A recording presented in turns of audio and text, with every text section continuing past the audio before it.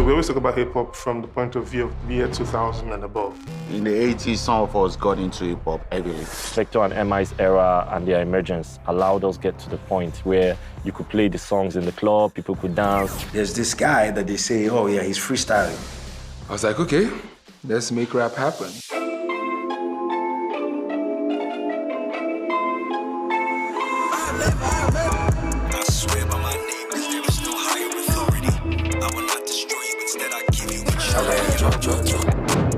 The hip-hop beef between rapper MI and Vector.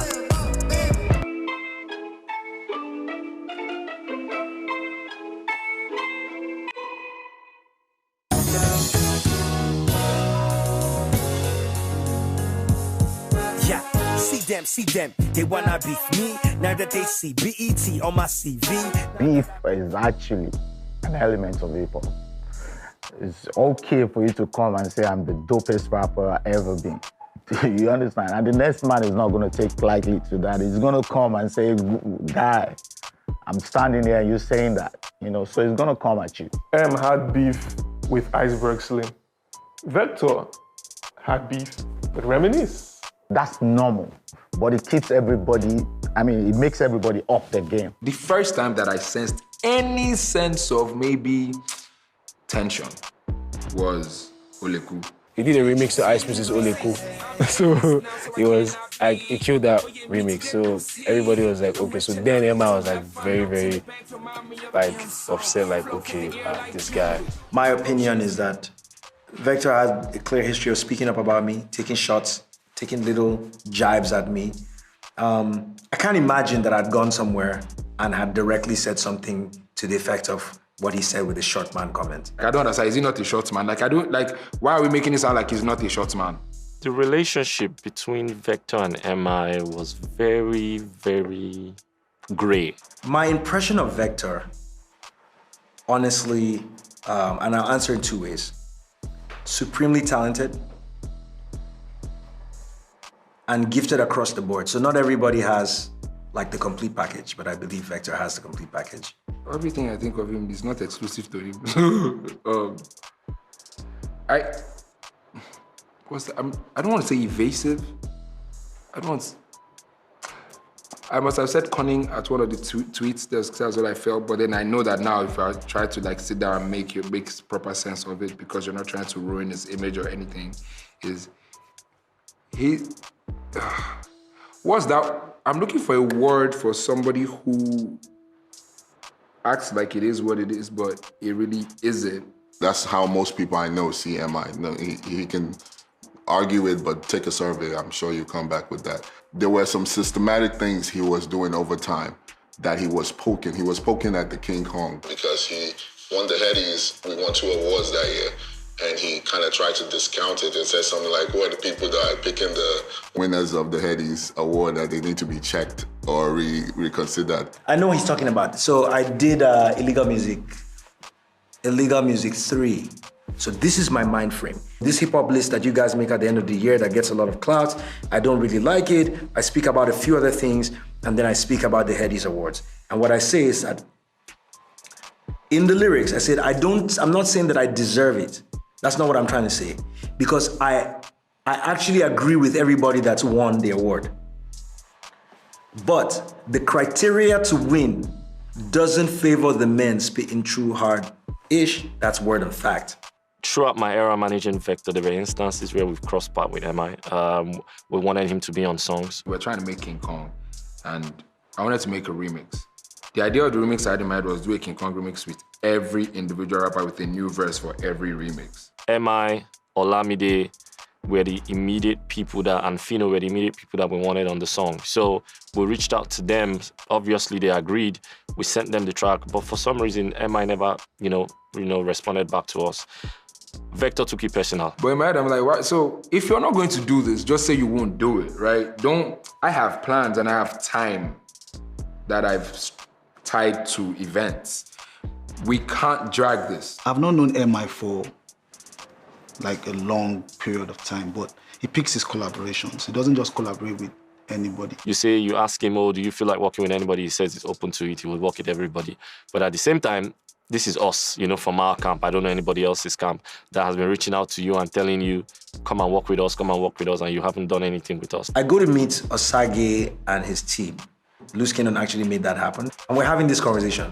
So the conversation has been heated up until this point. We're going, and he asked me, I can't remember what the question was that he asked me, and I was like, yo, I'm the rapper that wants to work with everyone. And I paused because I know I haven't worked with Vector. MI's response on the Loose Talk podcast about doing a feature with Vector, I feel in the moment he said that, he was really being honest with that. They've had maybe their energy has always been off. I don't know, maybe from the first meeting to whatever, and that just never happened. So when he said that, I just called him out straight. I'm like, guy, the least you can do is be honest now. Like, don't say, I don't know why we haven't worked, and I'm the guy that wants to work with everybody. He leaves me as the guy who is difficult. And I didn't even go back and say, do rap or one thing. I just, guy, this interview straight, see this matter what you do, I know like you can't speak about, even though you're not speaking about me, you know your reference about me would maybe mislead people. And he did an open letter. Dear Vector, as I conversed with the Pulse team, I commented on how I've always wanted to rap with everyone. I do not quite understand your intention in the video you posted or your comment following. However, let me address the underlying supposition that in some way I've avoided doing this song with you. You and I first rapped across from each other in 2007, WAPI. And since that time, my respect for your talents has remained the same. There's no explanation, not even the 2 song ideas exchanged between you and I. That'll probably explain why this hasn't happened. It just hasn't happened, which again is the statement I made. Maybe you interpret that to mean I'm suggesting you have avoided it. I'm not. Just stating that it hasn't happened. We've been on songs together, but I've never created a song together. Any perceived slight is regretted on my part, as no ill will was intentioned. Going forward, however, I would suggest we have the rest of this conversation offline. I don't see the value of the letter or things that I said. If you want things to happen, let's make the record, right? You don't have to write a letter saying that you want to do something that, guess what, you still haven't done. Honestly, I remember when I wrote the letter, I was pissed off about it. Interview was out, nobody said anything. There was no social media. Nobody was saying, Vector, like, you could have just sent me a message. I should be close to retirement. So when I heard MI's you rappers should fix up your lives, to be honest, I had mixed feelings, because on one side, it was as if MI knows that rappers have to work twice as hard in this business to like get anywhere. I didn't feel like the record was directed to me because I was really working at that time. So maybe the other guys that he was directing the record to tell you how they felt, but it was definitely not for me. I went into the studio and recorded the song, and then I heard it. In fact, in my response, I had to up my game. Like, okay, I'm talking to somebody I've respected for the better part of my adult life, so I have to come correct. No matter what you want to say about rappers and diss them is fine. When you now say, you Nigerian rappers, South African rappers are killing you, wait a minute. Who started the beef? Let me see. I think the best people to ask that question will be MI and Vector themselves. My impression, this is your first single, Kilo Day, what the hell do you want from me? Asking if I could kill MI, why should I? He's a cool kid. So what does that mean? Does that mean you could kill MI, but he's cool? Asking if I could kill MI, why would I? He's a cool kid. Were we not children then? And all of us, we refer to ourselves as new kids on the block. Like, that was but that's me just being honest. Not honest because I thought he was a kid. I was a kid. Emma's been the one prepping this thing before the whole shot started. So the shot started from the first cipher that he had. My phone just had to buzz. They've killed Hennessy in cipher, huh? I remember reaching out to Hennessy. I was like, all right, so in the hip hop world, I wouldn't take this. And Hennessy was like, no, we're here doing artistry. We're about the art of blending. Let's just blend and continue what we're doing. And I see part 2. So let's give them the purge. I used to get there, I was like, you know what, let's purge this whole thing. Like, when you purge, everything comes out. So like, is let's go. Let's stop hiding behind. Let's not take subtle jabs or shots or anything. So I think, yeah, Paper and Vader being brought to the situation. I think everybody had their own parts. But for Vader, it was very personal. My verse on The Purge was basically a response to, like, there's a backstory. There was this period where Black Bones made a claim that he was the best rapper in Africa, right? And I was not having it. When I heard The Purge, I was like, okay, cool. Like, it was all right, you know. I think they had 2 other people on it. And somehow, which cannot be revealed, I was able to secure, some may say, a copy of it before time. I listened to that song once all my life. At least now, what excited me about it is now we understand that there's a problem.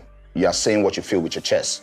As far as MI's response, initially I was totally against it and I voiced my opinion. Like, I don't think this is worth the time. And so the Viper wants to war with me. My OG called and said. So we're working on the EP, and then I walk into the studio for one session we're having on a particular day, and then he's playing this record, which ended up being the Viper. So being an MI fan, my first instinct was, Omo, he's about to obliterate this guy. Omo, yeah, nice.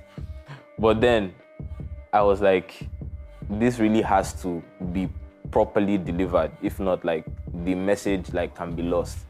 The Viper was interesting. I listened to it. It was so long though, and that was the annoying thing about it. I felt like it was okay, Sha. I felt it was decent, but then at the end of the day, when it was all said and done, it wasn't that memorable. I know what was coming after that, you know. We had one in the massive chamber. See, I don't know about you, but I'm the only #1 from the 2, 3, 4. I like it, Joe. I'm Sean Cook. Judas the Rat, I just didn't like the name. You know how somebody says something that you're like, rat. You see, because I look at myself like a lion. Do you understand? Immediately after that, I put out the Judah EP. I was like, the lion of the tribe of Judah. And what I mean by that is that in hip hop, rat is, the connotation is like snitch. It's like, you know, apart from that, the content, like, you know, it wasn't really about me. It was like, to me, it was like, why didn't you, if I were to label Judas the Rat, the content is like, why aren't you a charity organization? MI is one of the greatest Nigerian rappers of all time. He was not going to record another diss song, especially after he lost the beef. The rapper in me responded immediately. So I heard Judas the Rat as I got on the plane to go to Jos. When I arrived in Jos, I sat in my studio. So I took the song and I recorded a response to it. And my thinking was that I would just say, there, fixed it. You know how people do that, there, fixed it. And I would respond to all the things he'd said. And when I was done, my brother Jeremiah Gang said, promise me. Like, promise me you never put it out. He was there. But I also knew before then that I wouldn't, you know, I wasn't gonna put it out anymore. I did try to get MI on Vector. After he dropped Viper and the Rat, after the last battle, I did. I see Abuchi at the airport. Abuchi literally, obviously, is like, oh, how long are we going to continue this beef? Your guy is not playing. I'm like, yeah, but your own guy is not playing too, you know. Abuchi is MI's manager, by the way. So I said to him, I said, okay, you know what? I would like to sit with MI. Let's have a conversation. I needed him and Vector to sit down, right? I was going to push for the conversation and the truth. He was extremely reluctant. I said to him, okay, you know what? Let me give you some time. Think about it. So Abuchi reaches back to me. I said, okay, you know what? They are open to the sit down.